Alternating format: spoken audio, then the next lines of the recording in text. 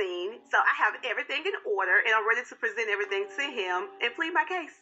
I know that you want the best for me, and I know that you're a hard worker, and you're going to go out there and you're going to make things happen, but you have to know that I'm a hard worker too.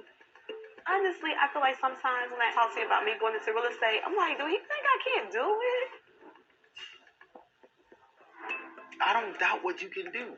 But my only question sometimes is like, I don't know how this works together. Listen, I don't. Well, I've already had meetings with brokers. The one broker in particular who says she works in hotel, she offered me a position with her company, and I said yes. Are you serious? Yes. And there's more that you might be interested in. I had a buyer that purchased some land, and he is looking to build a hotel. She said, after speaking with you, I wanted to see if your husband would be interested in bidding on this hotel in Alabama. I was like, sign from God. Are you serious? Heck yeah, I'm interested. So that's me getting my real estate license for fun? How do you feel about that now? I'm thinking that maybe Tisha can contribute outside the household. Why is it so hard for you to say this? It takes a moment to sink in a little bit. Yeah, it takes a moment for this whole thing to kind of come to grips. I told you I have a plan. Just imagine if we actually work together on a project. I need you to view me not as my husband, not as my boss. You agree to treat me like a partner, then we can work together on some deals. And Wow. Child, bye, Tisha. That man only interested in you going back to work because now you done got a project, honey, for him to work on. Okay, anyways, what is up, y'all? It's your girl, Brand New. And, honey, I am back in the building. This time, honey, I'm back with a love and marriage Huntsville Extra, honey. The name of this video is Why Would a Narcissist Marry a Codependent? Okay, there are several reasons why. Okay, so anyways, honey, without further ado, I'm going to play some audio of Marceau and Tisha in counseling. And honey, Miss Robinson will be in and out with her commentary. Now, first off, honey, when you are a codependent, honey, you can't just get your narcissistic husband to go to therapy with you. That's too much like right. Okay? You got to trick him into going to therapy. Okay? That's red flag number one. you're looking nice. How's your day? You good? Where we going? In here.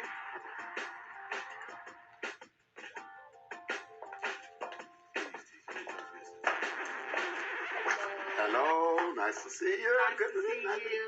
Good to see Tisha. you. Marcel Scott, Francis. All right, man. Nice to meet you. Nice to meet you. Please have yourselves a seat. All right. Well, welcome. I want you to just be very relaxed. Okay. It's nothing very intrusive. It's going to be just nice and easy. We're just going to have a nice little talk. I'm sorry, this is like a counseling thing? Yeah. What? I was unaware that this was happening. If she would have told me that I was going to a therapy session, I absolutely would not have come. That's why it's better to ask for forgiveness than permission. You heard me here, folks. Better to ask for forgiveness than permission. Don't try to use that against me. Got him. Did you want to ask me anything before we get started so that you can feel okay? I mean, I'm wondering why we're trying to fix something that's not broken. The narcissists, honey, they don't never think that there is a problem within the marriage because they are getting all of their needs met, okay? Do you know why your wife is here, sir? I don't know. So your wife is here, and she said, listen, I want to do some prevention work, and you ain't said to her, why are we here? So, Tisha, why are we here? We're here because I have felt like stressed out lately. I have been mentally drained because I've been taking care of everything around the household. And on top of that, we have the businesses that we're running. I just graduated with my second master's in real estate. And I'm like, okay, I need to try to seek some help to try to figure out how to balance things. Okay. Can you tell your wife what you understood her to be saying when she said that she want to be here? I don't know how to deal with the stress of everyday life. Is that all you heard? That's what I heard. That's all you heard? Y'all hear how he just dismissed her worries, okay? Her complaints, her feelings. That's what it feels like to be with a narcissist. They don't give a damn how you feel. I had one narcissist I dealt with in the past. I didn't know he was a narcissist at that time, okay? But he said to me, "You're too emotional. Everything is about how you feel." And AKA, I don't give a damn. So I don't even know why you bringing this up to me. Okay? She's going to school, and she doesn't have time to do a couple things I ask her to do. See how he makes it about him? What do you think I'm asking for? I'm asking for a stress-free path to greatness. I'm not, though. What? Did you say that? I'm not. I didn't say that. That's not what I'm asking for. I'm asking for us to be on this path together. Girl, that's not what you married. That's why you need to stop getting your ass at that reunion bragging about this raggedy ass marriage. I mean, you're only facing what other women have made. I don't even understand a life without stress. Okay? You see this right here in my hand? Okay, but... No, you see this right here in my I hand? see that blister on your hand. You see this? You see all this right here? Yes. You see I all never this? denied that you're a hard worker. I always said you work hard. My life is constant stress. Do you hear how she has feelings, she has emotions, and he done made it all about him? Now, my thing is this, with Dr. Francis, I hope he starts bringing up narcissism, okay? Because, honey, Miss Robinson ain't even a doctor, but I know that that's what I'm looking at, folks. But I'm not going to share that stress with you because it's unnecessary. Why does she want you to? No, I'm not going to do that. I'm not going to do that. Like, I'm not going to share my bills with my kids either. This is your wife, though. I'm not going to share my bills with my wife. That's not ours to share. That's mine. You've decided that this is Superwoman that you want to be. And I'm fine with that. You're super anyway. But it's not about being Superwoman. It's about, I went to college, I have my goals, and I have my desires, and I feel like I have put things on hold for our marriage and for our kids. The reason we agreed to me becoming a stay-at-home mom because I was working, but then we had all these extra activities for the kids, and you was not available to take them to different places. So I'm like, okay, well, I'm working this 9 to 5, and I also got to get off work and take the kids here and take the kids there and do this with the kids. I was doing everything on my own. So I'm like, Baby, I need to lose this job so that I can stay. Listen, let me tell you something. That's how I felt at that time. You're wrong about that feeling. How? The whole time that you think that you're doing everything around the house and you say those words, you're still walking around in a house that's been paid for. And money is that's not the end all be all. But I do get a little pride when you argue about this stuff, when you spend money like water and you're still having a stressful life, because I've made something so comfortable to the point where I've elevated your ability to complain. Y'all should see how Dr. Francis is looking at this fool.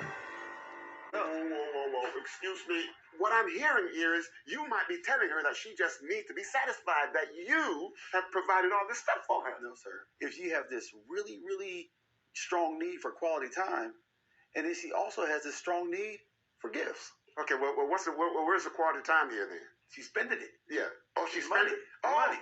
Oh. Ooh, ouch. We have X amount of dollars coming in. Mm-hmm. I have to generate X amount of dollars for this whole thing to work. Right. Because of our spending. Okay. If by some stroke of luck, you were able to lower your spending. Me or you? Because you spend more than me. Your quality time is going to boutiques and spending money. That's what your husband is saying.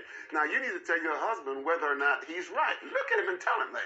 If I do spend, it's for me covering like dance for the girls or going to purchase. Have you ever purchased any clothing for the kids at all? Hell no. He didn't even want to babysit his own kids, okay?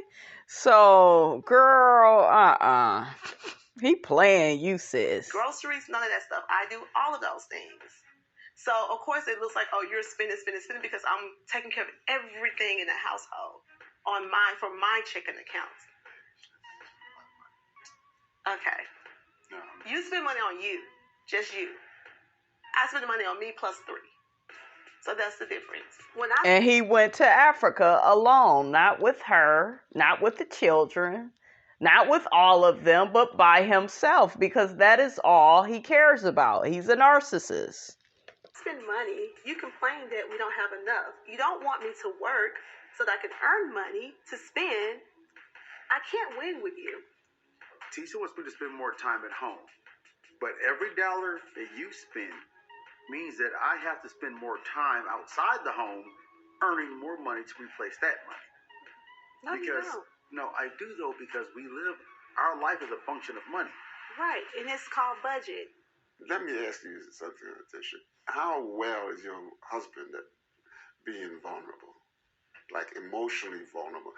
Look, cognitively, he can talk his way out of a rock quarry. Mm-hmm.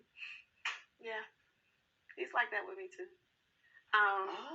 Really? Sometimes we'll talk about things, and then he'll talk, and then he'll take a minute, he'll think about it, then he'll come back around, be like, okay, I can see it, but a lot of times he's like hardcore on what he believes, and if he's not agreeing with me, then he's not agreeing with me. That's, to be fair, I listen while I'm talking. Listen, your wife is telling you how much she needs you, and she wants to work along with you as a team.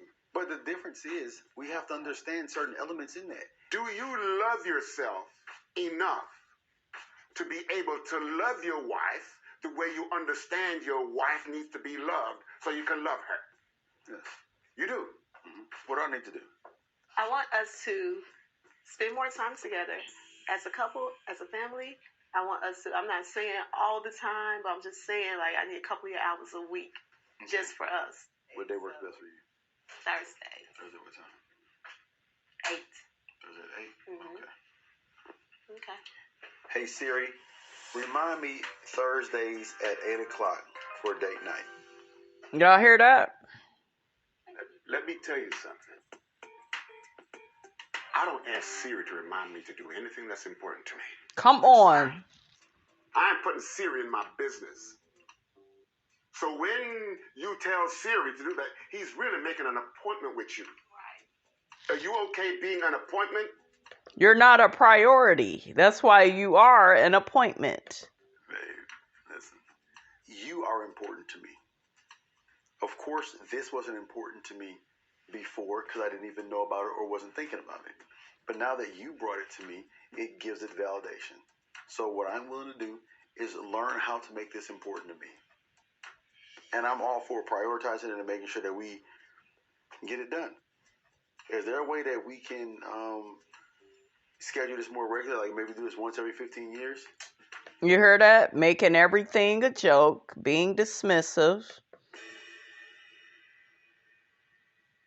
Really? And that's what I told y'all about being with a narcissist. They want all of your feelings and emotions. They want you to feel, out of control, when it comes to them, right? They want you to be vulnerable, but you will never get that from them. Okay? I feel like I got a lot out of this. I'll be honest, I think you cured me. I cured you? I think we're good. He sound like his brother. You're a man of your word, and I need you to come back. I need you to really all you gotta do was take up on in me. what he was saying. I did. It really matters. Like I felt so good that he was able to get through to you and say some things to you that I haven't been able to do. Tisha, let me help you out. That was a gang up. Because you're trying to shoot me down all the time, but at least you was paying attention to him.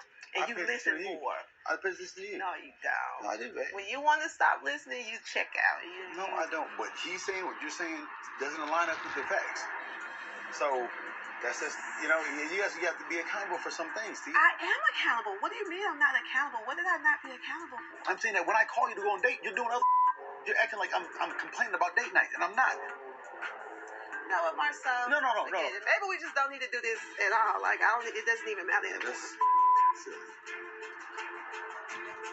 All right, you guys. So next I'm going to play a clip from Stephanie Lynn Coaching. That's the name of her YouTube channel. Subscribe to it. She gives out excellent advice, honey, when it comes to dealing with these narcissists. She is going to explain why narcissists get married. So let's check that out, because this is why Marceau married Tisha. So one of the number one reasons why someone who's toxic or narcissistic will actually get married or want to be in a very committed relationship is because the convenience factor of it. So chances are this person has kind of lured you in. You are a good source of narcissistic supply, meaning you give them what they want, you conform, you're bendable, you're probably codependent. So if you're a good sense of supply, then they want to marry you. They'll, right off the bat, I love you so much, you're my soulmate, because they can sense you're going to give them what it is that they need. So if it's a man and a woman and the man's narcissistic, perhaps you look like a really good trophy wife.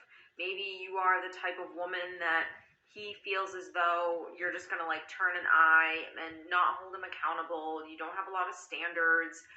So you're not really going to ever set the bar too high with him. And so he knows that. And so you're a great source of supply because you're not holding him accountable. You're not forcing that mirror in front of his face. And that's what he wants, essentially. He wants someone who will look at him with admiration, as all men do and all women do, but there'll be that lack of accountability. There'll be that lack of holding him responsible for when he does something wrong, for when this isn't appropriate. If you're not going to do any of those things, then you're a great source of supply, and you are the person that they 100% want to marry, because that means I'm going to be able to control you. I'm going to be able to do what I want, and you're going to look the other way because you're not going to hold me accountable and your standards are not high at all. So it secures that person that's going to be able to feed the narcissist in the way that they want to be fed. Maybe you look great, and to them they want to show you off because they're really into appearances. Maybe you just cater to them all the time, or like I said, you don't have those standards, that bar is not really high, and they like that about you. That's a pro. So the convenience factor is just hooking in that narcissistic supply so they can get filled up by you for the rest of their life, essentially. And if they know you're coming from a place where you do want to get married, and even if you're kind of even a little desperate for it and you really want it to happen relatively soon, and you're wanting the relationship to move really fast because you're coming from your own fears, you're coming from your insecurities and your wounds and all of that stuff, then they know that you're not really looking for a partner. What I mean by that is there's no real clear job description of who it is that you're looking for. You know, yes, I want a good partner and I want them to be loving. You have a brief description, but your descriptions aren't detailed, and which means your standards are not high. So if I know exactly what I want and that job description is very detailed, then that means that this person needs to mirror what it is that I'm looking for. And if I know exactly what I'm looking for, then I'm not going to be bendable because I don't have any fear. I know that this exists. I know I'm going to get it. My standards are going to be high because that's where I'm putting the bar. So, but if I don't have any of those things and all I'm really focused on is getting married and having kids, for example, then that becomes a priority and the job description becomes secondary. And so when the abuser knows that, they know you're going to be satisfied with a big rock on your finger, a little money in the bank, this person taking you on these trips or doing this and that, buying you a purse or whatever that looks like, and you're just eating that stuff up, then great, you're a good source of supply. I can give you everything that you need. or whatever it is that you need, I can give you, no matter if it's the big shiny ring or the big house or whatever it is that you desire. If I can provide that to you and you don't need me emotionally or mentally, you don't need me to support you, then great. This is going to work out really, really well. And honey, that coincides with that clip that I just played for you all with the Scotts in counseling. And Marceau thought that because, Tisha shopped and he bought her this and, he done bought her a home for her and the children. It's like, well, I don't have to do anything else. I don't have to show up for you emotionally. My job is just to provide. It's very cut and dry. You're just going to go along with it. After all these years you've went along with it. That's why, you guys, he got threatened when Tisha began to change and, she began to get more ambitious, wanting to go back to school, do more in real estate. He didn't like that. Okay? He only cared about her getting back into real estate as it pertained to him. Remember, she was able to get him a job while she got her job, right? Problem is, even the most codependent, low self-esteem man or woman, at some point in the relationship, even if they started off really insecure, 9 times out of 10, not every time, but majority of the time, that person throughout the course of that marriage is going to hit a point of frustration. They're going to hit a point where they want more from their partner.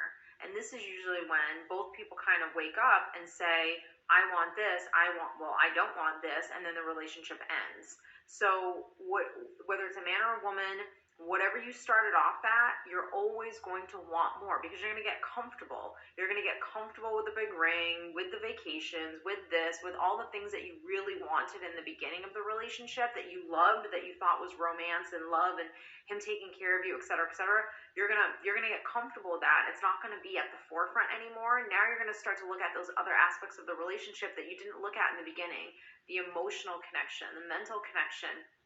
Do they have empathy? Can I be vulnerable with them? All of those things that actually sustain a relationship that you should have been looking at in the very beginning, but you didn't because you came from all of those wounds and insecurities and fears yourself. And this person is never going to be who you actually want them to be. And so this is the point where they're either going to discard you or you're going to discard them, and then the relationship ends.